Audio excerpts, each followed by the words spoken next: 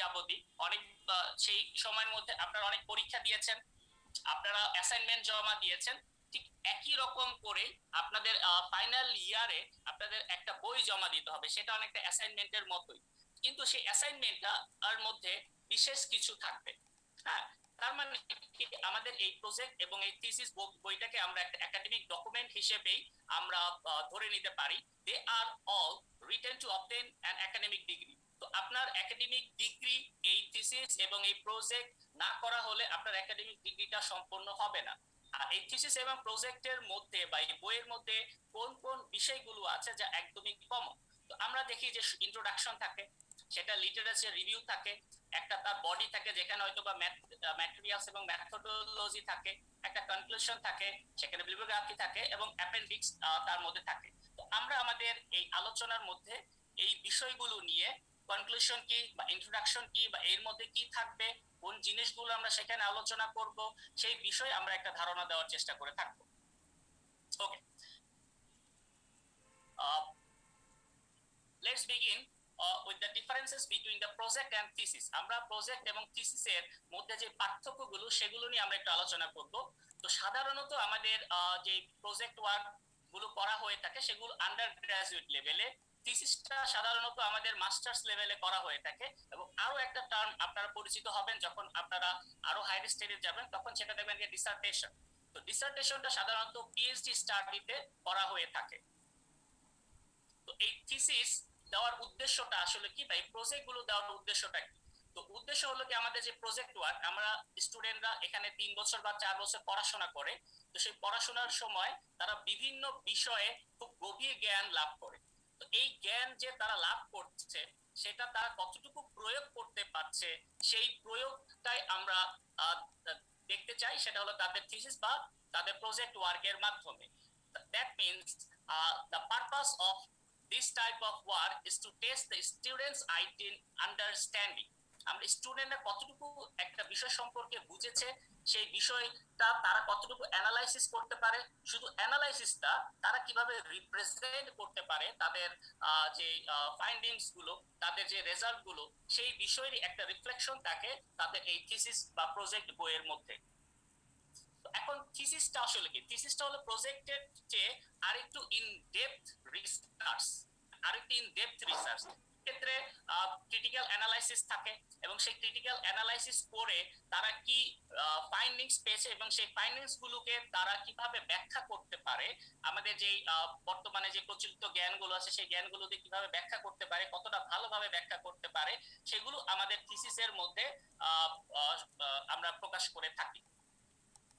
তারপরে আমাদের এটা লেন্থ কতটুকু হয়ে থাকে, তো প্রজেক্ট বা থিসিসের কতটুকু লেন্থ হয়ে থাকে। তো আমি যখন আমার স্টুডেন্টদেরকে প্রজেক্ট গুলো করিয়েছি সেগুলো প্রায় 50 থেকে 70 পেজের মধ্যে ছিল প্রজেক্ট গুলো। কেউ যদি থিসিস করতে চায় তাহলে থিসিস টুল আরেকটু বড় থাকে, কারণ সেখানে ইন ডেপথ আমাদের ডিসকাশন গুলো সেখানে থাকে। তো প্রজেক্ট বুক 50 থেকে 70 পেজের মধ্যে হলেও থিসিস গুলো প্রায় 100 থেকে 200 পেজের মধ্যে হয়ে থাকে। এবং ডিসার্টেশন গুলো আমাদের যে থিসিস বইয়ের চেয়ে প্রায় 2 থেকে 3 গুণ বড় হয়ে থাকে। হ্যাঁ, ডিসার্টেশন মানে ডিসার্টেশন কোডটা যেটা আমরা পিএইচডি স্টাডির সময় আমরা সম্পন্ন করি। তারপরে আমরা যদি চলে যাই, আরো একটা ডিফারেন্স আছে, যেহেতু আমরা প্রজেক্ট ওয়ার্ক গুলো সেখানে একাও করা যেতে পারে, সেটা একটা গ্রুপেও করা যেতে পারে। যেমন আমার যারা স্টুডেন্ট যারা ছিল প্রজেক্টে, তাদেরকে আমরা তিনজনের একটা গ্রুপ করে আমরা তাদেরকে প্রজেক্ট ওয়ার্ক গুলো করতে দিয়েছি। কিন্তু থিসিস এবং ডিসার্টেশন গুলো সেগুলো একা একাই করতে হয়। থিসিসটা কি করতে হয়, সাধারণত একা একাই করতে হয়ে থাকে। আপনি যদি কেউ থিসিস নিতে আগ্রহী থাকেন তাহলে আপনাকে এটা মনে রাখতে হবে, থিসিস পুরো কাজটা আপনাকে একাই করতে হবে। সময়টা কতটুকু প্রয়োজন, আমাদের থিসিস করার জন্য কতটুকু সময় প্রয়োজন, আমাদের প্রজেক্ট করার জন্য আমাদের কতটুকু সময় প্রয়োজন। সাধারণত একটা প্রজেক্ট পড়তে আমাদের একটা সেমিস্টারে আমাদের জন্য যথেষ্ট, কিন্তু থিসিস করার জন্য সেটা একাধিক সেমিস্টার আমাদের সময় লাগতে পারে। তো আপনাদের মধ্যে যারা থিসিস করতে আগ্রহী তারা লাস্ট সেমিস্টারের জন্য অপেক্ষা না করে আপনারা 1 সেমিস্টার আগে বা 2 সেমিস্টার আগে থেকেই আপনাদের যে করসপন্ডিং যে সুপারভাইজার বা যার সাথে আপনারা কাজ করতে আগ্রহী তাদের সাথে আপনারা একটু যোগাযোগ করবেন এবং আগে থেকে সেই কাজটা আপনারা কি করে দেবেন, কি শুরু করে দেবেন। ইনফ্যাক্ট তার কাজ কি, সে কিভাবে কাজগুলো করে, তার কাজের যে ধরনটা বা সেখানে কোন মেথডটা সে ব্যবহার করে থাকে সেগুলো আপনারা একটু আগে থেকে জেনে নিলে আপনার জন্য সুবিধা হয়ে যাবে। তো এখানে আপনারা থিসিস করার ক্ষেত্রে আপনার সুপারভাইজার সিলেকশনটা একটা খুবই গুরুত্বপূর্ণ। সেক্ষেত্রে আপনারা দেখতে পারেন যে কোন স্যার কি কাজ করছে এবং সেই কাজটা আপনি কতটুকু করতে পারেন, সেই অনুযায়ী আপনারা সেখানে সুপারভাইজার গুলো এখানে বেছে নেবেন। সেক্ষেত্রে আপনাদের কি হবে না, একটা চাপ আপনারা অনুভব করবেন না। তারপরে আমরা যেটা নিয়ে আলোচনা করব, what are the basic elements of a project book। আমাদের যে প্রজেক্ট বুক আছে সেই প্রজেক্ট বুকের মধ্যে আমাদের কোন কোন বিষয়গুলো সেখানে থাকে। So here you can see the basic elements of a project or the thesis book। এখানে আমাদের কিছু বেসিক এলিমেন্ট দেখতে পাচ্ছি যে একটা প্রজেক্ট বুকের মধ্যে সর্বপ্রথমে থাকে অ্যাবস্ট্রাক্ট, তারপরে থাকে ইন্ট্রোডাকশন, তারপরে কিছু কিছু জায়গায় লিটারেচার রিভিউ থাকে এবং মেথডস থাকে, এবং মেথডে যে কোনো সময় মেথডস এন্ড ম্যাটেরিয়ালস থাকে বা ম্যাটেরিয়ালস এন্ড মেথোডোলজি থাকে, তারপরে একটা রেজাল্ট সেকশন থাকে, একটা ডিসকাশন সেকশন থাকে বা একটা কনক্লুশন সেকশন থাকে। কিছু কিছু জায়গায় আপনারা দেখবেন যে ডিসকাশন এবং কনক্লুশন একই জায়গায় দিয়ে দেওয়া আছে। তো এই যে বেসিক এলিমেন্ট গুলো আছে সেই বেসিক এলিমেন্ট গুলো কিভাবে লিখতে হয়ে থাকে সেই সম্পর্কে আমরা একটু আলোকপাত করার চেষ্টা করব। সো আমরা যদি শুরুতেই দেখি একটা থিসিস বা একটা প্রজেক্ট বইয়ের, সেই প্রজেক্টের শুরুতে যে পার্টটা থাকে সেটা হলো তার টাইটেল পেজ। হ্যাঁ, সো সেই টাইটেল পেজের মধ্যে আপনারা কি দিবেন? তো সেই টাইটেল পেজের মধ্যে আপনার যেই কাজ করছেন সেই কাজের তাকে আপনি একটা সেন্টেন্সে আপনি প্রকাশ করে থাকবেন। তো সেই সেন্টেন্সটা হতে পারে আপনার 20 ওয়ার্ডের হতে পারে বা তার চেয়ে কম ওয়ার্ড হতে পারে। কিছু কিছু জায়গায় আপনার টাইটেলটা কত ওয়ার্ডের হয়ে থাকবে সেই সম্পর্কে একটা ধারণা দিয়ে দেওয়া থাকে। তো সবসময় চেষ্টা করবেন এটাকে যতটা সংক্ষিপ্ত করা যায় এবং যতটা ইনফরমেটিভ করা যায় সেটা আপনার একটু চেষ্টা করে দেখবেন। তারপরে আপনার টাইটেল পেজে আপনাদের নাম থাকবে। এখন যদি আপনি একা করেন তাহলে আপনার নাম থাকবে, নামের সাথে আপনার আইডি থাকবে, এবং সেক্ষেত্রে যদি ব্যাচ নাম্বারটা আপনারা দিয়ে দিতে পারেন। তারপরে আপনি কোন ডিপার্টমেন্টের সেই ডিপার্টমেন্ট আপনার থাকবে, আপনি কোন ইনস্টিটিউশনের সেই ইনস্টিটিউশন থাকবেন, এবং আপনি এই যে এই থিসিস বা প্রজেক্ট ওয়ার্কটা কোন লেভেলে সম্পন্ন করলেন, সেটা কি আপনি আন্ডার গ্রাজুয়েট লেভেলে সম্পন্ন করলেন নাকি পোস্ট গ্রাজুয়েট লেভেলে সম্পন্ন করলেন, সেই জিনিসটা সেই ডিগ্রির নামটা আপনার এখানে দিয়ে দিবেন। এবং সাবমিশন ডেট মানে আপনি কবে এই থিসিসটা সাবমিট করছেন বা এই প্রজেক্ট বুকটা আপনি সাবমিট করছেন। এরপরে আমাদের যে দুইটা পার্ট খুবই ইম্পর্টেন্ট, সেটা হলো আমাদের অ্যাকনলেজমেন্ট এবং আরেকটা হলো কি আমাদের ডিক্লারেশন। অ্যাকনলেজমেন্ট আমরা যদি শুরু করতে যাই, although this term is optional but it is better to include. Acknowledgement মানে কি? আপনি যখন এই 4 বছর এখানে পড়াশোনা করেছেন, আপনি যখন থিসিস ওয়ার্ক করেছেন, তখন সেই থিসিসের কাজ করার জন্য আপনি কারো না কারো হেল্প নিয়েছেন। সেটা হতে পারে আপনাদের সুপারভাইজারের, সেটা হতে পারে আপনার সিনিয়র কোনো ভাইয়ের, সেটা হতে পারে আপনি যেই ল্যাবে কাজ করেছেন সেই ল্যাবের মধ্যে যারা ছিল তার উপকার নিতে পারেন, আপনার বন্ধু বা আপনার পরিবার যারা আপনাকে সাপোর্ট করেছে তাদেরকে কৃতজ্ঞতা জানানোর একটা ভালো উপায় হলো কি অ্যাকনলেজমেন্ট। আপনি এই থিসিস ওয়ার্ক করার সময় আপনাকে যারা যেভাবে সহযোগিতা করেছে তাদেরকে আপনি একটা কৃতজ্ঞতা প্রকাশ করার একটা জায়গায় হলো কি আমাদের সেই অ্যাকনলেজমেন্ট। তারপরে আমাদের আরেকটা পার্ট থাকে, সেটা হলো আপনার কি ডিক্লারেশন। তো সেই ডিক্লারেশনের মধ্যে যে বিষয়গুলো থাকে সেই ডিক্লারেশনের মধ্যে আপনার প্রথম যে বিষয়টা থাকবে যে আপনার এই থিসিস বইটা আপনি নিজেই লিখেছেন। আপনি কোথাও থেকে একদমই কি হুবহু কপি করে আনেন নাই, বা আরো অন্য কারো থিসিস বইটা আপনি আপনার নাম দিয়ে চালিয়ে দেন নাই, বা আপনি এই আপ টু লাস্ট যতটুকু আছে সেটা আপনি বা আপনার যারা গ্রুপ মেম্বার আছে তারা নিজেরাই এই কাজগুলো করেছে সেই সম্পর্কে একটা ধারণা বা সেই সম্পর্কে আপনি একটা কি স্বীকারোক্তি এখানে দিয়ে দিবেন।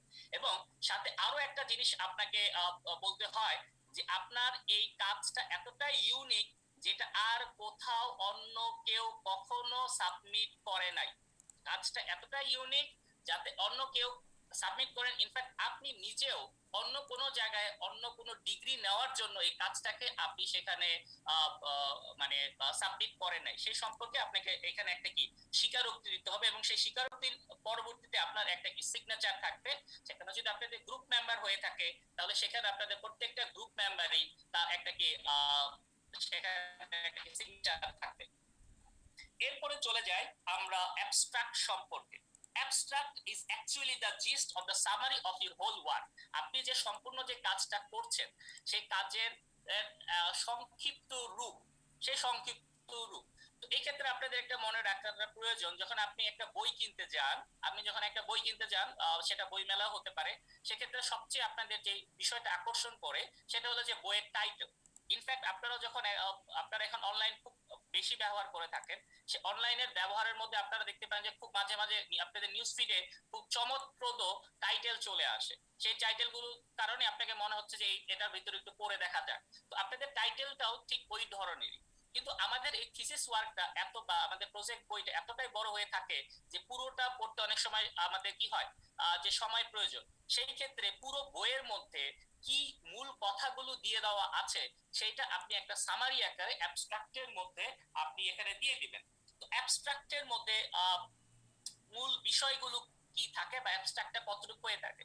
তো সাধারণত একটা অ্যাবস্ট্রাক্ট 1 থেকে 2 প্যারার হয়ে থাকে এবং 400 ওয়ার্ডের মধ্যে হয়ে থাকে। কিছু কিছু জায়গায় অনেক সময় জার্নাল পেপার গুলোতে বলে দেওয়া হয় যে অ্যাবস্ট্রাক্ট গুলো 200 ওয়ার্ড বা 250 ওয়ার্ডের মধ্যে সীমাবদ্ধ রাখার জন্য। তো সেটা আপনাদের জার্নাল টু জার্নাল, আপনি কোথায় কি আপনাদের এই প্রজেক্ট বুকটা বা থিসিস বুকটা সাবমিট করতেছেন তার উপর নির্ভর থাকবে। তারপরে যেটা এখানে সাধারণত আমরা কোনো সাইটেশন ব্যবহার করি না। আমরা এই সাইটেশনের এই টার্মটা নিয়ে আশা করি পরবর্তীতে আলোচনা করব। এটা খুবই একটা ইম্পর্টেন্ট টার্ম রিসার্চ ওয়ার্কের ক্ষেত্রে। এখানে আমাদের কোনো কথা আমাদের রিপিট করা হয় না। আমাদের ইনফ্যাক্ট আমাদের টাইটেলে দিয়ে দেওয়া আছে, সেই টাইটেলটা আমি এখানে আবার বলে দিলাম। সেই ব্যাপারগুলো আমাদের এখানে যতটা সম্ভব আমরা অ্যাভয়েড করার চেষ্টা করে থাকি। So you have to be explicit while writing the abstract। মানে আপনাদেরকে ক্লিয়ারলি আপনাকে বলতে হবে যে আপনার এই থিসিসের মূল বক্তব্যগুলো আসলে কি। Use numbers where appropriate. আপনি যদি কখনো কোনো সংখ্যা আপনার প্রয়োজন পড়ে, for example here I have use numerical value, আমি এখানে এক বা দুই একটা প্যারাগ্রাফ, এইখানে আমি একটা কি করলাম, নাম্বার ব্যবহার করলাম। অ্যাবস্ট্রাক্টের মধ্যে এখানে একটা নাম্বার আপনি ব্যবহার করতে পারেন। অ্যাবস্ট্রাক্টের মধ্যে মূল আপনি কি তুলে ধরবেন সেখানে। তো আপনার এখানে কাজের, আপনি কাজটা আসলে কি করলেন, আপনি কেন এই কাজটা করলেন, এই কাজটা আপনি কিভাবে করলেন, এবং এই কাজের করার ফলে আপনি কি ফলাফল পেলেন, এবং কেন এই ফলাফলটা যারা পাঠক আছে বা আপনি যে ডিপার্টমেন্টে সাবমিট করবেন সেখানে আপনাকে তুলে ধরতে, আপনার কাজের গুরুত্বটা কি। আপনি একটা যে কোনো একটা কাজ আপনি করলেন, সেটা করলে হয় না।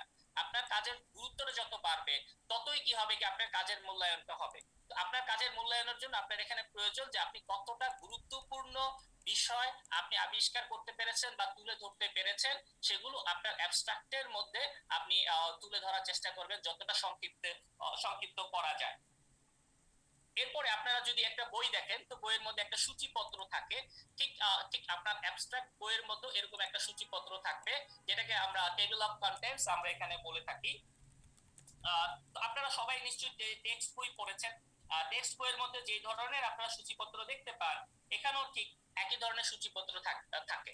তো সেই সূচিপত্র দিয়ে আপনারা কি দেখতে পান, যে কোথায় কোন বিষয়গুলো বা কোন টপিকস নিয়ে আলোচনা করা আছে, কোন পেজে গেলে আপনি কি পাবেন, কোন পেজে গেলে আপনার যে আকাঙ্ক্ষার যে লেখাগুলো আছে বা আপনি যে জিনিসটা আপনি খুঁজছেন এই বইয়ের মধ্যে, সেইটা কত নাম্বার পেজে আছে, আপনি সেই সহজেই আপনি সেখানে চলে যেতে পারবেন। এটা আরো একটা ভালো বিষয় হলো নাকি, you could skip the boring parts of this of a thesis book. আপনার যে বইটা টপিকস গুলো আপনার মনে হচ্ছে এগুলো আপনি জানেন, তো সেগুলো আপনি কোন কত নাম্বার পেজে আপনি চলে গেলে এগুলোকে অ্যাভয়েড করতে পারবেন, সেটাও আপনাদের এখানে কন্টেন্ট দেখে আমরা বুঝতে পারি। তারপরে থাকে কি list of figures and tables. তো আপনার এই থিসিস বইয়ের মধ্যে বা একটা প্রজেক্ট বইয়ের মধ্যে আপনার কতগুলো আপনি টেবিল ব্যবহার করেছেন, কতগুলো আপনি ফিগার ব্যবহার করেছেন, সেগুলো আপনার একটা তুলে ধরা হয়ে থাকে আপনার কন্টেন্ট গুলোর পরে। তো সেসব ক্ষেত্রে বিভিন্ন ধরনের ফরম্যাট আছে। এখানে আমরা যে ফরম্যাটের মধ্যে যেটা দেখালাম, এখানে ধরে নেওয়া হয়েছে কত 2.1। তার মানে কি, এটা সেকেন্ড চ্যাপ্টারের প্রথম ফিগার, মানে দ্বিতীয় চ্যাপ্টারের প্রথম ফিগার। তো ঠিক একই ভাবে যদি আমাদের তৃতীয় চ্যাপ্টারের মধ্যে প্রথম ফিগার হয়ে থাকে, তখন সেটাকে 3.1 দ্বারা প্রকাশ করা হয়ে থাকে। আবার প্রথম চ্যাপ্টারের মধ্যে যদি একটা ফিগার থাকে, তাহলে 1.1 দ্বারা প্রকাশ করা হয়ে থাকে। তো এটা হলো কি, আপনার যে ফরম্যাট আছে সেই ফরম্যাট অনুযায়ী এটা ভিন্ন ভিন্ন হতে পারে, বাট সাধারণত এইরকম কাজই করা হয়, যেটা হলো কি প্রত্যেকটা চ্যাপ্টারের অনুযায়ী আমাদের এই সিরিয়াল গুলো করা হয়ে থাকে। প্রত্যেকটা চ্যাপ্টারের সিরিয়াল মানে বলতেছি আমাদের দ্বিতীয় চ্যাপ্টারে 1 2 3, তৃতীয় চ্যাপ্টারে 1 2 3, এভাবে আমরা সিরিয়াল গুলো মেনটেন করে আমাদের লিস্ট অফ ফিগারস এবং আমাদের লিস্ট অফ টেবিলসটা আমরা সাজাই। তারপরে চলে আসে যে অ্যাব্রিভিয়েশন। অ্যাব্রিভিয়েশনটা আসলে কি? আপনি যখন কোনো কিছু লিখবেন, লেখার সময় কিছু সংক্ষিপ্ত রূপগুলো আপনারা ব্যবহার করে থাকেন। তো আমি যদি যে কোনো একটা স্টুডেন্টকে যদি জিজ্ঞেস করি যে আপনারা আপনাদের ডিগ্রির প্রোগ্রামের নামটা কি, কেউ বলতে পারবেন? আপনাদের প্রকৃত রূপ আপনাদের বইয়ের মধ্যে থাকতে পারে, যেটা হয়তো অন্য কেউ আমরা জানি না। যেমন আপনি যেহেতু মেকানিক্যাল ইঞ্জিনিয়ারিং আছেন, আপনাদের মেকানিক্যাল ইঞ্জিনিয়ারিং এমন অনেক সংক্ষিপ্ত রূপ আছে যা হয়তো আপনি দেখা মাত্রই বুঝতে পারেন, কিন্তু আমি যে ফিজিক্স ডিসিপ্লিনের আছি বা আমি ট্রিপলিতে যে এতদিন ছিলাম, আমি হয়তো সেটা বুঝতে পারবো না। তো সেইগুলো বোঝার জন্য কি করতে হয়, এরকম একটা অ্যাব্রিভিয়েশন, একটা সেকশন থাকে যেখানে বিভিন্ন যে সংক্ষিপ্ত যে আমাদের যে ওয়ার্ড গুলো আছে সেগুলো মূল বক্তব্যটা আসলে কি বা সেটা ফুল ফর্ম গুলো কি সেগুলো তুলে ধরা হয়ে থাকে লিস্ট অফ অ্যাব্রিভিয়েশনে। ফর এক্সাম্পল আপনারা যদি এখানে দেখতে পান যে এফএসসি, এটার মানে হলো কি, যে অথর যেটা ব্যবহার করেছে সংক্ষিপ্ত রূপ এফএসসি, এটার মানে হলো কি ফান্ডামেন্টাল অফ সায়েন্স। তো এটা আশা করি আপনারা এখানে বুঝতে পেরেছেন। বা আপনাদের যদি চলে যায় এমইপিই, মেকানিক্যাল এন্ড প্রসেসিং ইঞ্জিনিয়ারিং, ঠিক আছে। তারপর একটা টার্ম থাকে গ্লোসারি। গ্লোসারির মধ্যে অ্যাকচুয়ালি এটা এক ধরনের যদি বলে থাকে এক ধরনের আপনার যে সংজ্ঞা যেগুলো ব্যবহার করে থাকেন তেমনি একটা কি সংজ্ঞা। আপনি কিভাবে একটা শব্দ এখানে কে ব্যবহার করছে, যে শব্দের দিয়ে আপনি আসলে কি বোঝাতে চাচ্ছেন, সেটাই হলো কি আপনার গ্লোসারির মধ্যে থাকবে। তো গ্লোসারির মধ্যে আপনার যে ফিক্সড কস্ট একটা ওয়ার্ড আপনি ব্যবহার করছেন, এই ফিক্সড কস্টের অর্থটা কি? এই অর্থ তো যে বইটা লিখেছে বা যে এই বইয়ের এক্সপার্ট তারাই জানতে পারবে, কিন্তু অন্য কেউ যাদের এই বিষয় সম্পর্কে ভাষা জ্ঞান আছে, এই টপিক সম্পর্কে আরেকটু ভালো জ্ঞান নেওয়ার জন্য যদি বইটাকে পড়ার চেষ্টা করে, তখন তার মনে আসতেই পারে যে ফিক্সড কস্ট মানে কি। তো যেমন আপনারা অনেক সময় ডিকশনারি ব্যবহার করে থাকেন, এটা হলো কি আমাদের এই গ্লোসারি তো এক ধরনের আমাদের ডিকশনারি। যেমন ফিক্সড কস্ট বলতে আমরা এখানে বোঝাতে চাচ্ছি cost that do not change when the number of production output changes. এটার মানে হলো কি আমাদের এই পুরো বক্তব্যটা, এই সংজ্ঞাটাকে আমরা এভাবে গ্লোসারির মধ্যে আমরা ইনক্লুড করে থাকি, ঠিক আছে। এরপরে চলে যায় ইন্ট্রোডাকশন। ইন্ট্রোডাকশনের মধ্যে কোন বিষয়গুলো থাকে সেটা আপনাদের একটু জানাটা প্রয়োজন, কারণ introduction is the first part of your thesis writing. আমার মনে হয় রেকর্ডিংটি স্টপ হয়ে গিয়েছে।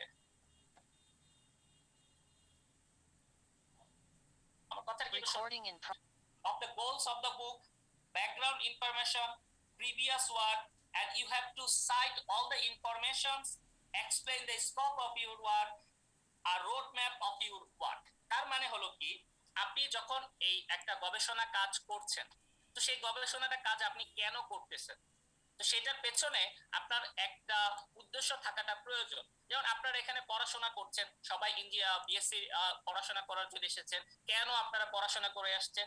নিশ্চয়ই তার পেছনে কোনো একটা কারণ আছে। ঠিক গবেষণাটা করার জন্যই, গবেষণার আপনি এই বিষয়টাকে কেন আপনি সিলেক্ট করলেন, সেই সিলেক্ট করার পেছনেও আপনার যে কারণগুলো ছিল, সেই কারণগুলো আপনার ইন্ট্রোডাকশনের মধ্যে তুলে ধরতে হবে। এটা হলো কি আপনার ইন্ট্রোডাকশনের যে প্রথম পার্ট। দ্বিতীয় পার্ট হলোটা কি, আপনি যে কারণে এই কাজটা আপনি হাতে নিচ্ছেন, এই ধরনের কাজ আগে কেউ করেছে কি না, যদি করে থাকে তারা কিভাবে করেছে সেই সম্পর্কে আপনি একটা ধারণা দিতে পারেন, বা তাদের লিমিটেশনস কি ছিল সেটা সম্পর্কে আপনি ধারণা দিতে পারেন। আপনার এই নতুন যে কাজ আছে সেই কাজটা আগের কাজের তুলনায় কেন ভিন্ন, কেন আগের মানগুলোকে আগের ফলাফলগুলোকে উন্নত করতে সক্ষম সেই সম্পর্কে আপনি একটা ধারণা দিবেন। এবং আপনি এই কাজ করার সময় আপনি কি কি মেথড ব্যবহার করেছেন তার সম্পর্কে আপনি একটা সংক্ষিপ্ত ধারণা দিতে পারেন। এবং আপনার যে টোটাল কাজ শুরু থেকে শেষ পর্যন্ত আপনি কি মেথড ব্যবহার করছেন বা আপনি কি ফাইন্ডিংস আপনি এক্সপেক্ট করেন সেই সম্পর্কে আপনি এখানে ধারণা দিতে পারেন। ওকে, রেকর্ডিং ইন প্রোগ্রেস।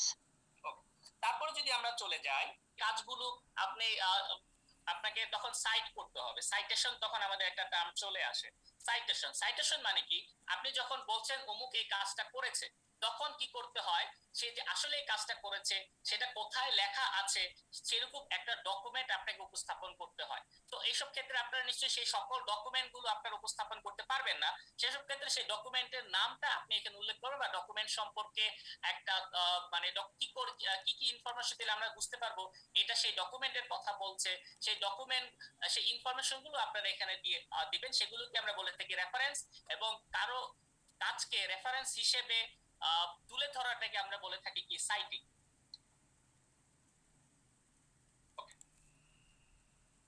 কিছু কিছু ক্ষেত্রে এখানে মেথড এবং মেথোডোলজি বা ম্যাটেরিয়ালস এন্ড মেথোডোলজিও ব্যবহার করা হয়ে থাকে। So methodology is the description of your materials, procedure, theory, calculation technique, equipment, calibration and plotting. আপনারা যে কাজটা করছেন সেই কাজের জন্য আপনি কোন কোন ধরনের ম্যাটেরিয়াল আপনি ব্যবহার করছেন সেই ম্যাটেরিয়াল সম্পর্কে আপনার ধারণা দিতে হবে। আপনি কোন ধরনের প্রসিডিউর, কোন ধরনের মেথড আপনি ব্যবহার করছেন যে মেথড সম্পর্কে আপনাকে ধারণা দিতে হবে। যেমন আপনি একটা স্যাম্পল প্রিপারেশন করছেন, যেমন আমরা যখন ফিজিক্সে সলিড স্টেট ফিজিক্স আমরা পড়ি তখন স্যাম্পল প্রিপারেশন জন্য বিভিন্ন মেথড থাকে। যেমন কমন দুইটা মেথড আমার ল্যাবে ব্যবহার করা হয়, সেটা হলো সলিড স্টেট রিঅ্যাকশন মেথড আর একটা হলো যে সলজেল মেথড। তো আমি যখন এই কাজটা করার সময় আমি কোন মেথড ব্যবহার করেছি, যে সেটা হলো কি সলিড স্টেট রিঅ্যাকশন মেথড। তো সেই মেথড সম্পর্কে এখানে আমাকে একটা কি ধারণা দিতে হবে। তারপর সেই মেথডটা আপনি কেন ব্যবহার করলেন, বা সেই মেথডের মধ্যে কোন কোন থিওরি থাকে এবং থিওরির সাথে আপনার সেই ক্যালকুলেশন গুলো থাকে, বা আপনি যখন একটা রেজাল্ট কে পাবেন সেই রেজাল্ট পাওয়ার পেছনে আপনি কোন কোন ক্যালকুলেশন গুলো আপনার ব্যবহার করেছেন সেই ক্যালকুলেশন গুলো আপনার এখানে তুলে ধরতে হবে। তারপর আপনি যেসব যন্ত্রগুলো ব্যবহার করেছেন সেই যন্ত্রগুলোকে আপনাকে ক্যালিব্রেশন করে নিতে হয়েছে কিনা, বা সেখানে আপনি কোন ধরনের ক্যালিব্রেশন করে নিয়েছেন। যেমন আমি যদি চলে যাই, আপনি কোন টেম্পারেচারে তার সেই আপনি রিডিং গুলো নিয়েছেন বা সেই কাজগুলো করেছেন সেই সম্পর্কিত আপনাকে একটা ধারণা দিতে হবে। আপনি চাইলে এখানে আপনার কাজের কিছু লিমিটেশনস আপনি বলে দিতে পারেন, যে আপনি কাজ করার সময় এই ধরনের লিমিটেশনস আপনার আছে, সেগুলো অপশনাল হিসেবে থাকবে।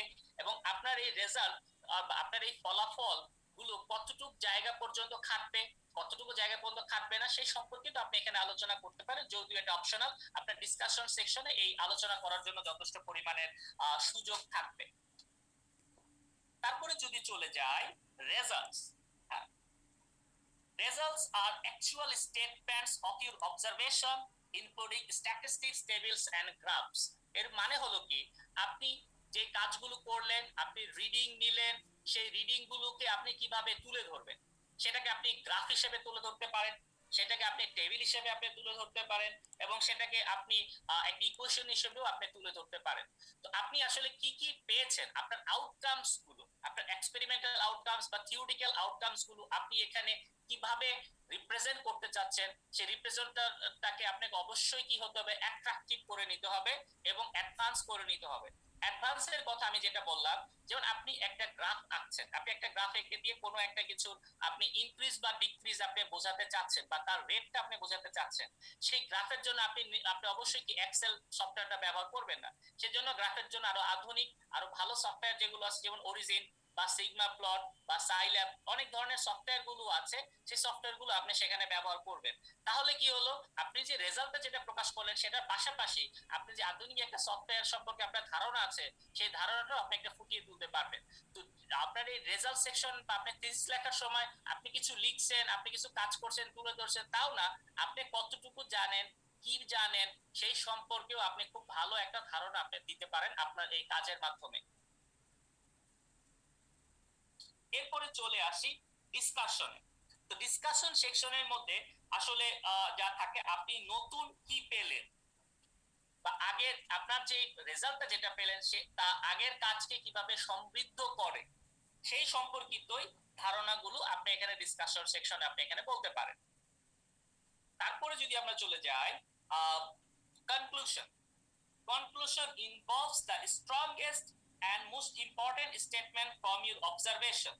You can discuss about the limitations, you can recommend something, and you can also discuss about your future works. মানে এইখানে আপনি যেই আপনার যে কাজ করলেন সেই কাজের ফলাফলগুলো আপনি এখানে তুলে ধরেছেন আপনার কোথায়, আপনার রেজাল্ট সেকশনে। তো সেগুলো আমরা কোথায় আমরা ব্যবহার করতে পারি, সেই ফলাফলগুলো কেন আমাদের ইম্পর্টেন্ট, কেন মানুষ এই ফলাফলের মানুষরা খোঁজার জন্য খুঁজবে, কেন মানুষের কাছে এই ফলাফল জানাটা খুব একটা ইম্পর্টেন্ট, সেগুলো আপনার কনক্লুশন সেকশনে আপনি তুলে ধরতে পারবেন। এবং সেই ক্ষেত্রে আপনি যদি দেখেন যে কোনো একটা কাজ করার সময় আপনি দেখতে পেলেন যে এই কাজটা এভাবে না করে আমরা বি মেথডে করলে ভালো হয়, সেই ধরনের আপনি একটা রেকমেন্ডেশন আপনি এখানে দিতে পারেন। তারপরেও আপনি অনেক সময় কাজ করার সময় দেখবেন যে আপনার একটা টাইম ফ্রেম থাকে, সেই টাইম ফ্রেমের মধ্যে আপনি কাজটা সম্পন্ন করতে পারলেন না, বা আপনার একটা বাজেট সেকশন আছে, সেই বাজেট সেকশনে আপনি কাজটা সম্পন্ন করতে পারলেন না। তো ভবিষ্যতে আপনার এই কাজ আর কি কি কাজ করার স্কোপ থাকে, সেই জিনিসগুলোই আপনার কনক্লুশন সেকশনের একটা সাবসেকশন ফিউচার ওয়ার্কের মধ্যে আপনি তুলে ধরতে পারেন। তারপরে কনক্লুশনের পর আরো একটা সেগমেন্ট থাকে, সেটা হলো ফান্ডিংস।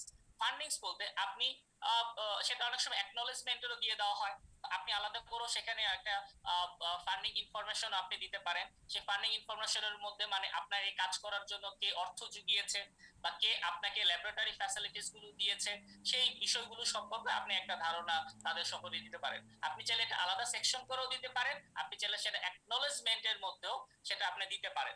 যদিও এটা হলো একটা, আমি আমার ফরম্যাটের কথা আমি বলেছি, বিভিন্ন জায়গায় বিভিন্ন ধরনের ফরম্যাট আছে এবং তাদের ফরম্যাটের রিকোয়ারমেন্ট গুলো কি আলাদা আছে। তো আপনি যখন কোথাও একটা, সেটা একটা থিসিস পেপার হোক বা সেটা একটা জার্নাল পেপার হোক, আপনি যখন সাবমিট করবেন তখন সেই জার্নাল বা সেই থিসিস বা সেই ইনস্টিটিউশনের রিকোয়ারমেন্ট গুলো আপনার একটু জেনে নিতে হবে, কিন্তু বাকি সব বেসিক ব্যাপারগুলো একই থাকে। তারপরে চলে আসে সেটা হলো রেফারেন্স লিস্ট। রেফারেন্স আমরা আগেই বলেছি, আপনি যখন একটা কাজ করতে যাবেন আপনি চাইলেই যে কোনো একটা কিছু বলতে পারেন না, যে কোনো একটা জায়গা থেকে শুরু করতে পারেন না, তাহলে কি হবে, সেটার কখনো গ্রহণযোগ্যতা পাবে না। তো আগে কেউ খুব ভালো একটা কাজ করেছে, সেই কাজগুলোর উপরে ভিত্তি করে যখন আপনি একটা কাজগুলো করবেন, তখন আগের কাজগুলোকে আপনাকে কি করতে হবে, তুলে ধরতে হয়ে থাকে, এবং সেটাই হলো কি রেফারেন্স। হ্যাঁ, তো রেফারেন্সের মধ্যে আপনার কি কি থাকে, তো বা কত ধরনের রেফারেন্স হতে পারে, সেগুলো নিয়ে আমরা এই সেকশনে আমরা আলোচনা করব। তো সবচেয়ে বেশি গৃহীত রেফারেন্স হিসেবে আমরা যেটা ব্যবহার করি সেটা হলো জার্নাল পেপার এবং বই। বই এবং জার্নাল পেপারকে আমরা রেফারেন্স হিসেবে ব্যবহার করি, যদিও এখানে বই এবং জার্নাল পেপারের ক্ষেত্রে আমরা কোন ধরনের জার্নাল পেপার বা কোন ধরনের পাবলিশার আমরা ব্যবহার করছি, কোন ধরনের পাবলিশার থেকে পেপারগুলো আমরা এখানে গ্রহণ করছি, তাও একটা ফ্যাক্ট, সেগুলো আমরা হয়তো অন্য একদিন আলোচনা করব। তো আমরা এখানে 4 ধরনের রেফারেন্স আমরা আমাদের থিসিস বা প্রজেক্টের মধ্যে ব্যবহার করে থাকি, সেটা হলো জার্নাল পেপার, কনফারেন্স পেপার, বই এবং ওয়েবসাইট। তো এটা হলো যে সবাই এটা রেকমেন্ডেড করে ওয়েবসাইট থেকে ওয়েবসাইটের কোন ইনফরমেশন গুলোকে রেফারেন্স হিসেবে ব্যবহার করতে না। এর কারণটা হলো ওয়েবসাইট হলো কি ডাইনামিক। ওয়েবসাইট ডাইনামিক বলতে কি আজকে যে ইনফরমেশন গুলো ওয়েবসাইটে দিয়ে দেওয়া আছে, পরবর্তীতে সেই ইনফরমেশন গুলো ওয়েবসাইটে নাও থাকতে পারে। যেমন আমরা যদি চলে যাই আমাদের সিটি ইউনিভার্সিটি ওয়েবসাইটের কথাই যদি দেখি, আমার কিছুদিন আগে আমার ইনফরমেশনটা ছিল, আমার সকল ইনফরমেশন ছিল ট্রিপলি ডিপার্টমেন্টে। তো এখন আমার সেই ইনফরমেশন গুলো ট্রিপলি ডিপার্টমেন্ট থেকে মুছে আমাকে জেনারেল এডুকেশন ডিপার্টমেন্টে দিয়ে দেওয়া হয়েছে। তাহলে মানে কি আছে, এখন যদি সেই ট্রিপলি ডিপার্টমেন্টে যে আমার সম্পর্কে খুঁজে, কিন্তু সে কিন্তু অনলাইনকে যে কোনো সময় মুছে দেওয়া যায়, কিন্তু প্রিন্টেড যে বিষয়গুলোকে কখনোই কি মুছে দেওয়া যায় না। যেমন এখন যদি কেউ আমাদের রেজিস্টার অফিসে যে ট্রিপলি ডিপার্টমেন্টে এই সময় কে ছিল, মেহেদী হাসান নামে কেউ ছিল কিনা, সে যদি এটা খুঁজতে যায়, তাহলে অবশ্যই কি করবে, কি কোনো না কোনো ডকুমেন্টে লেখা আছে, সে কিন্তু সহজেই একটা কি প্রমাণ পেয়ে যাবে, যেটা আমাদের ওয়েবসাইট থেকে আমাদের পাওয়া যাচ্ছে না। তো এখানে রেফারেন্সটাও আমাদের একটা ইম্পর্টেন্ট, মানে কোন ধরনের সোর্স থেকে আমরা রেফারেন্স নিচ্ছি। এখন আমরা চলে যাব যে জার্নাল আর্টিকেল। আমরা যখন রেফারেন্স আমরা হিসেবে জার্নাল আর্টিকেল ব্যবহার করব, তো তার আগে আমাদের জানা প্রয়োজন একটা জার্নাল আর্টিকেলের মধ্যে কি কি থাকে। তো একটা জার্নাল আর্টিকেল শুরুতে যে জিনিসটা থাকে সেটা হলো অথরস নেম। অথর নেম, অথরস নেম, সেখানে একজন যদি অথর থাকে, একাধিক অথর থাকতে পারে, এবং কিছু কিছু পেপারে যেরকম নেচারের কিছু পেপার আছে যার মধ্যে 200-রও বেশি অথর আছে, মানে 200 মানুষ বা 200 লোক মিলে একটা 10 পৃষ্ঠার একটা পেপার লিখেছে। তো এটা আপনি বুঝতেই পারছেন যে এখানে পেপারের মূল্যটা কতটুকু।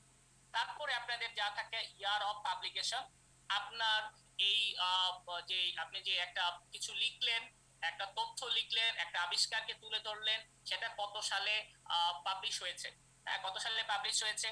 তো আপনার সেই টাইটেল, মানে আপনি যেই ডকুমেন্টটা লিখলেন তাকে আপনি কিভাবে আপনি টাইটেলটা দিচ্ছেন, সেই টাইটেলটা আপনার লাগবে। তারপরে আপনি কি যে জায়গায় আপনি সাবমিট করেছেন সেই জার্নালের নাম লাগবে। তারপরে আপনার ইস্যু বা ভলিউম নাম্বার এখানে লাগবে। তারপর আপনাদের পেজ নাম্বার লাগে, তারপরে আপনাদের লাগবে দই। দই মানে হলো কি digital object identifier. Digital object identifier মানে হলো কি এটা এক ধরনের ওয়েবসাইটের মতো ঠিকানা, যেখানে আপনি ক্লিক করলে সরাসরি আপনি ওই পেপারে চলে যেতে পারবেন। তো আমরা এখন দেখতে যাব যে আসলে একটা কি জার্নালের সাইটেশনটা আমরা কিভাবে ব্যবহার করব, রেফারেন্স একটা পেপার ব্যবহার করার জন্য আমরা তার রূপটা কেমন হবে। তো শুরুতে যদি আমি আমার একটা পেপারে যাই, সেখানে আমার নাম আছে মোহাম্মদ মেহেদী হাসান বা মেহেদী হাসান, আমি এখানে ব্যবহার করছি। আরেকজন কামরুল আলম, আমি ছিলাম এটা হলো কি স্টুডেন্ট হিসেবে, মূল কাজটাই আমার। আর কামরুল আলম ছিল আমার সুপারভাইজার স্যার। এখানে হলো কি তারপরে আমাদের যেটা আছে সেটা হলো কি আমার যে কাজটাকে আমি তুলে ধরেছি তার টাইটেল, এটা হলো আমার কি টাইটেল। এরপরে আমি কোন জার্নালে সাবমিট করেছি, তো যেরকম এখানে জার্নালের নামটা হলো মাইক্রোসিস্টেম টেকনোলজিস, এটা একটা জার্নাল, সেই জার্নালে আমি সাবমিট করেছি। তো এই জার্নালের পাবলিশারকে অনেক সময় পাবলিশারটা দিয়ে দেওয়া হয়, এটা একটা ক্রেডিট বোঝানোর জন্য, বা আপনি চাইলে পাবলিশারটা আপনি অ্যাভয়েড করতে পারেন। বেশিরভাগ ক্ষেত্রে পাবলিশারটা অ্যাভয়েড করে, সেটা হলো স্প্রিঞ্জার বার্লিং হাইডেলবার্গ, এটা আমার পাবলিশারের নাম। এখন হলো কি এটা হলো একটা ভলিউম, এটা হলো আমাদের একটা ইস্যু, এটা হলো একটা পেজ নাম্বার। এখন ভলিউম, ইস্যু এবং পেজ নাম্বার গুলো আসলে কি বা এটা আপনি কিভাবে লিখবেন। তো যদি ধরে নেন আমাদের সিটি ইউনিভার্সিটি থেকে প্রতি মাসে একটা করে বই পাবলিশ করছে, বা প্রতি বছর একটা করে বই পাবলিশ করছে। হ্যাঁ, ধরে নেন একটা বই পাবলিশ করছে যার প্রায় 1000 পেজের একটা বই পাবলিশ করছে প্রতি বছর। তো প্রতি বছর প্রথম বছর যদি যে বইটা পাবলিশ করবে তাকে আমরা ধরে নেব ভলিউম 1, দ্বিতীয় বছরে যা পাবলিশ করবে সেটা আমাদের ভলিউম 3। 1000 পারে সিটি ইউনিভার্সিটি একবারই সেটা প্রকাশ করবে না, সেটা করবে কি 10 ভাগে প্রকাশ করবে। মানে 10টা ভাগ করে, ছোট ছোট 10টা ভাগ করে, জানুয়ারিতে এক ভাগ, ফেব্রুয়ারিতে এক ভাগ, তারপরে মার্চে এক ভাগ, এবং ছোট ছোট যে একটা ভাগগুলিকে প্রকাশ করতেছে সেগুলোকে আমরা বলে থাকি ইস্যু, বা তাকে আমরা বলে থাকি নাম্বার। ওই যে যেটা বললাম যে এক ভাগ, যার মধ্যে আমাদের প্রায় 100 পৃষ্ঠা আছে, তো 100 পৃষ্ঠার কোন জায়গাতে আমার এই ডকুমেন্টটা আছে, আমার এই তথ্যগুলো আছে, বা আমার এই পেপারটা আছে, সেটার জন্য আমাদের পেজ নাম্বার গুলোকে আমাদের আইডেন্টিফাই করে দিয়ে দেওয়া হয়। আরো প্রিসাইজলি আইডেন্টিফাই করার জন্য আমরা এখানে ব্যবহার করি জুন মাসের 2019 সালে আমার এটা পাবলিশ হয়েছে, এবং আমাদের যে জার্নালটা আছে সেই জার্নালের আইএসএসএন নাম্বার, আর বা সেটা প্রিন্ট এবং অনলাইন সেটা অনেক সময় ব্যবহার করা হয়, এবং অধিকাংশ ক্ষেত্রেই সেটা কি করা হয়, কি অ্যাভয়েড করা হয়ে থাকে। তো আমরা যেহেতু এখানে একটা একটা জার্নালের মধ্যে কি কি বিষয় থাকে সেটা আমরা বলার জন্য এসেছি, তাই আমি এখানে এটা ব্যবহার করেছি। ফাইনালি যেটা সেটা হলো আমাদের কি দই, ডিজিটাল অবজেক্ট আইডেন্টিফায়ার। এই লিংকে আমি ক্লিক করলে আমি আমার পেপারে চলে যেতে যে কেউ আমার পেপারটা ঘুরে আসতে দেখতে পারবে যে আসলে সেই পেপারের অস্তিত্ব আছে কি না। ঠিক আছে, এটা হলো একটা সহজ উপায় একটা পেপারকে খুঁজে পাওয়ার জন্য। আমরা এখানে যেই ভাবে এটা ব্যবহার করেছি রেফারেন্সটা, সেই রেফারেন্সটা কি আছে কি আরো যে কোনো অন্য ভাবে ব্যবহার করা যায়, যেমন হাসান এম, খান কে এ, এটা হলো কি আমাদের যে লাস্ট নেম, সেই লাস্ট নেমটা আমরা আগে দিয়ে রাখা হয়, তারপরে খান তার লাস্ট নেম এভাবে দিয়ে দেওয়া হয়ে থাকে। তারপর এভাবে আমরা পেপার, এখানে আমাদের আমাদের পেপারের টাইটেলটা, তারপরে এখানে জার্নালের নাম, এখানে কিন্তু জার্নালের নামটা সংক্ষিপ্ত রূপ ব্যবহার করা হয়েছে। আপনারা কিন্তু এখানে দেখাচ্ছে যে মাইক্রোসিস্টেম টেকনোলজিস, এখানে মাইক্রোসিস টেকনোল এই শব্দটা ব্যবহার করেছে, তার মানে সংক্ষিপ্ত রূপ। তো এক একটা জায়গায় এক এক ধরনের ফরম্যাট আপনাকে ব্যবহার করতে হবে। কিছু কিছু জায়গায় এই নামের পাশে 2019 লেখা হয়ে থাকে, নামের পাশে 2019 এখানে লেখা হয়ে থাকে, সালটা এখানে দিয়ে দেওয়া থাকে। আমাদের এই ফরম্যাটের সালটাকে আমরা লাস্টে দিয়ে দিয়েছি। এটা হলো কি তার ভলিউম নাম্বার, এখানে তার পেজ নাম্বার আমরা এখানে দিয়ে দিয়েছি। এটা হলো কি আমাদের আমরা যদি চলে যাই সেটা হলো কি তার ডিজিটাল অবজেক্ট আইডেন্টিফায়ার। তারপর এখন যদি আমরা যদি দেখবো অথর সংখ্যা যদি বেশি হয়ে থাকে, যেমন অথর সংখ্যা যদি 5 জন বা 7 জন হয়ে থাকে, তখন কি আমরা কি 5 থেকে 7 জনের নাম দিয়ে আমরা কি ব্যবহার করব না, তখন আমরা একজন বা দুইজনের নাম, অনেক সময় সর্বোচ্চ 3 জনের নাম ব্যবহার করা হয়ে থাকে। যেমন ফার্স্ট অথর খান কে, সেকেন্ড অথর হাসান এল, থার্ড অথর ওবাইদুল্লাহ কেয়াম, এরপরে আর বাকি যে নামগুলো আছে সেই নামগুলো, আমার নাম হয়তো বা 5 নম্বরে ছিল, আমার নামটা এখানে নাই, তারপরে ব্যবহার করা হলো এট এল। তার মানে হলো কি এট এল মানে ওটা হলো কি আরো অনেকে, কে খান এট এল মানে হলো কে খান এবং তার সাথে আরো অনেকে, এটাকে আমরা এখানে সংক্ষিপ্ত রূপ হিসেবে ব্যবহার করে থাকি। তারপরে কি আমাদের পেপারের নামটা, কোথায় পাবলিশ হলো তা, পেজ নাম্বার এবং কত সালে পাবলিশ হলো সেই সম্পর্কিত এখানে ধারণাগুলো আমরা ব্যবহার করার চেষ্টা করে থাকি। তো এখানে আমাদের একটা কোশ্চেন চলে আসে, is citation and reference are the same. তো সাইটেশন মানেটা কি, আমি যখন এই কাজের মধ্যে এই রেফারেন্সটা আমি ব্যবহার করলাম, আমি কি করলাম এই কাজের মধ্যে আমি রেফারেন্সটাকে আমি ব্যবহার করলাম। তো রেফারেন্স ব্যবহার করা মানেটা হলো কি আমি কার নাম তুলে ধরলাম, মেহেদী হাসান এবং কামরুল আলম খান, তাদের নাম আমি তুলে ধরলাম। তার মানে কি আমি রেফারেন্স হিসেবে ব্যবহার করেছি, মানে কি তাদের নামটা আমি কি করেছি, কি সাইট করেছি, তাদের নামটা কি আমি কি তুলে ধরেছি। এটাই হলো কি একটা সাইটেশন। কেউ যদি আমার নামটাকে তুলে ধরে তখনই সেটা একটা সাইটেশন হয়ে যাবে। তো সেই সাইটেশনের ক্ষেত্রে অবশ্যই একটা মনে রাখাটা প্রয়োজন, আপনি তার মধ্যে থেকে কোনো ইনফরমেশন আপনি নিচ্ছেন কিনা। যদি তার মধ্যে থেকে আপনি ইনফরমেশন গুলো নিয়ে থাকেন তাহলে আপনার সাইট করতে, অবশ্যই আপনাকে সাইট করতে হবে। যদি তার রিলেটেড কোনো পেপার যদি আপনার না থাকে তাহলে সেই বিষয়গুলো আপনাকে সাইটে করার কোনো প্রয়োজন নেই। তারপরে আমরা যদি রেফারেন্সের মধ্যে আমরা দেখবো যে কনফারেন্স প্রসিডিংস। কনফারেন্স প্রসিডিংসটা খুব ইম্পর্টেন্ট। আপনারা যারা মেকানিক্যাল ইঞ্জিনিয়ারিং ডিসিপ্লিনে আছেন তাদের ক্ষেত্রে কনফারেন্স প্রসিডিংসটা খুব ইম্পর্টেন্ট। এটা ইঞ্জিনিয়ারিং ডিসিপ্লিনের জন্য, কারণ এটা ইঞ্জিনিয়ারিং ডিসিপ্লিন খুবই একটা ইমার্জিং সাইড। এটা এত একটা ইমার্জিং, দেখা যায় যে প্রতি সপ্তাহে বা প্রতিদিন নতুন টেকনোলজি চলে আসতেছে, আগের টেকনোলজিটা সেখানে কাজে দিচ্ছে না। একটা পেপারকে পাবলিশ করার জন্য অনেক সময় প্রয়োজন পড়ে, একটা পেপারকে 1 মাস 2 মাস, খুবই কম সময় 1 বছরও টাইম সময় প্রয়োজন পড়ে।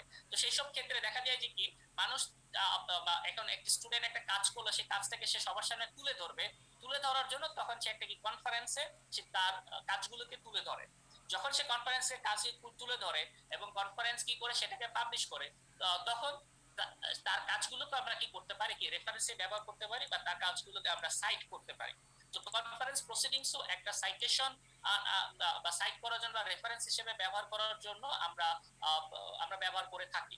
তো সেই ক্ষেত্রে আমাদের কি থাকে, একই ব্যাপার, আমাদের অথরের নাম থাকে, আমাদের পেপারের নাম থাকে, কবে পাবলিশ হলো, তারপরে editors of the conference proceeding, এডিটরের নাম অনেক সময় দিয়ে দেওয়া থাকে, টাইটেল অফ দ্য কনফারেন্স, কনফারেন্সের প্রসিডিং এর টাইটেলটা কি, বা সেই কনফারেন্সের টাইটেলটা কি, কোথায় কনফারেন্সটা হয়েছে, কনফারেন্সের ডেট এবং দই। সেই অনেক ক্ষেত্রে আইইইই কনফারেন্স গুলোতে সেই কনফারেন্স দই নাম্বার গুলো দিয়ে দেওয়া থাকে।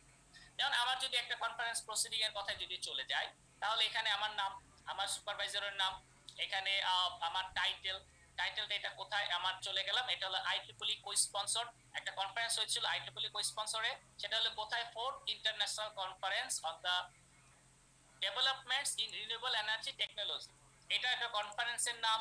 এটা কোথায় হয়েছে, কনফারেন্সের ভ্যানু, সেটা হলো ইউআইইউ ইউনিভার্সিটিতে, কোথায়, ঢাকা বাংলাদেশ, এবং কত তারিখে, জানুয়ারি 7 থেকে 9 কত সালে, 2016।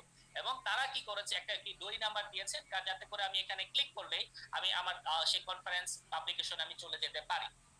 আরো কিছু কনফারেন্সকে যদি আমরা যদি দেখাই, সেসব ক্ষেত্রে আমার নাম, এখানে সংক্ষিপ্ত রূপ নামগুলো ব্যবহার করা হয়। এটা হলো আমার পেপারের টাইটেল, কোথায়, ইন্টারন্যাশনাল কনফারেন্স অন ফিজিক্স 2020, সেখানে কোথায় হয়েছে, organised by Bangladesh physical society, সেটা কোথায় হয়েছে, অ্যাটমিক এনার্জি অ্যাটমিক এনার্জি সেন্টারে আমাদের হয়েছে, এবং কোথায়, ঢাকা বাংলাদেশ, কত থেকে, মার্চ 05 থেকে 07 2020 সাল। তারপরে আমাদের যেটা চলবে বুক রেফারেন্স। বইকে অনেক সময় আমরা ব্যবহার করে থাকি, বই থেকে কোনো তথ্য নেওয়া হয়ে থাকে, বই থেকে কোনো সূত্র নেওয়া হয়ে থাকে, বা বই থেকে কোনো ইকুয়েশন নেওয়া হয়ে থাকে, সেগুলো আমরা কি রেফারেন্স হিসেবে আমরা ব্যবহার করে থাকি।